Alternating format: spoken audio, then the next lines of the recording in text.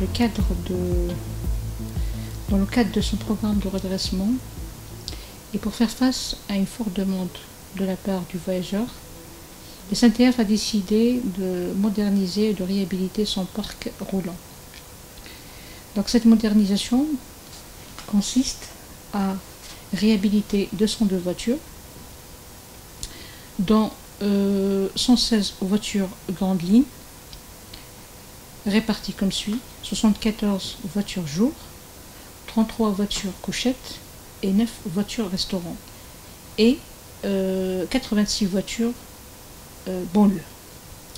Cette réhabilitation, elle a pour objectif, bon, c'est améliorer le confort au bord du train, donner plus de confort aux voyageurs, plus de fonctions, notamment la fonction de l'USB pour qu'il puisse charger son portable, plus d'options sur une présence de liseuse au niveau du siège pour qu'il puisse lire et se documenter. Donc l'objectif de cette réhabilitation, il est double. Donc c'est donner plus de qualité de service aux voyageurs, donc plus de confort, plus d'options, un nouveau design, une nouvelle ambiance. Et le deuxième objectif de cette réhabilitation, c'est donner une durée de vie plus longue, parce que c'est des voitures qui datent de 1986-1976, donc leur injecter un potentiel dans leur vie d'exploitation.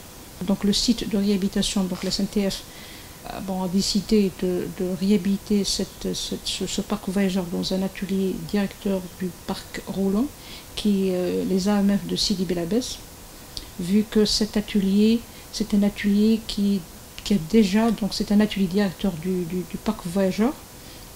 Donc c'est le centre névralgique dans la maintenance des voitures voyageurs. Donc il a déjà une expérience dans ce domaine parce qu'il a déjà réhabilité 40 voitures entre 2008 et 2010.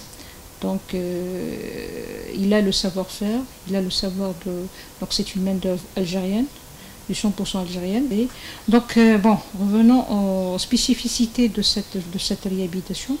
Donc on a essayé de mettre toutes les normes qui circulent actuellement sur les trains modernes, notamment un éclairage à LED pour essayer d'économiser l'énergie. Donc c'est un éclairage à LED, comme vous le voyez, c'est un éclairage à LED, c'est une nouvelle technologie. On a aussi mis sur ce train moderne le système GPS. Donc c'est un système qui peut localiser la position de train dans n'importe quel endroit. Donc il annonce l'arrivée de tel gars à tel gars. Donc vous avez vu, donc c'est un siège qui est trop moderne, donc c'est du cuir. Une présence d'une fiche USB pour qu'il puisse charger son portable et une alimentation de son vin. Aussi ce train-là, il est équipé d'un système de climatisation. La même chose, c'est un système de climatisation pour donner plus de confort aux voyageurs. Donc aussi il y a les portes-salles. Donc c'est la même chose, c'est une porte-salle qui s'ouvre automatiquement à la présence du voyageur. Donc c'est-à-dire à une distance d'une petite distance, donc elle s'ouvre automatiquement. Il y a aussi une présence de blocage de porte d'accès, donc à 5 km/h. Donc le train se ferme automatiquement pour plus de sécurité pour le voyageur. Il y a aussi, on a mis sur le train, sur ce train moderne, donc l'information, donc la même ce que je disais tout à l'heure, donc l'information aux voyageurs. Donc le voyageur, il peut s'informer sur donc la température extérieure, la destination voulue, l'heure, tout ce qui en suit, donc avec un afficheur au niveau de la voiture. Il y a aussi donc la globalité, c'est un design qui est assez moderne, donc un porte-bagages vitré, comme vous le voyez. Donc c'est un design qui donne envie de voyager. Donc c'est très important parce que actuellement comment dirais-je, c'est-à-dire un voyageur qui est devenu trop exigeant. Voilà, trop exigeant, on ne cesse de faire de mieux pour que le voyage soit confortable et pour qu'il ne ressente pas la distance qu'il va parcourir. Et c'est ça le but à chaque fois de chaque rénovation, c'est donner aux voyageurs un matériel très très confort. Voilà, donc on a aussi au niveau de ce train-là un bar pour que le voyageur se sert au cours de route pour qu'il ne se sente pas la distance en termes de restauration, en termes de confort, tout ce qui en suit. Cette réhabilitation, elle a aussi consisté non seulement à réhabiliter des voitures jour, mais elle a aussi consisté à réhabiliter 33 couchettes, parce qu'on sait que la ligne, pour alimenter notamment les lignes désertes, notamment la ligne Orum-Bchar, donc la réhabilitation, comme je disais tout à l'heure, donc c'est une réhabilitation qu'elle consiste à réhabiliter 33 voitures couchettes.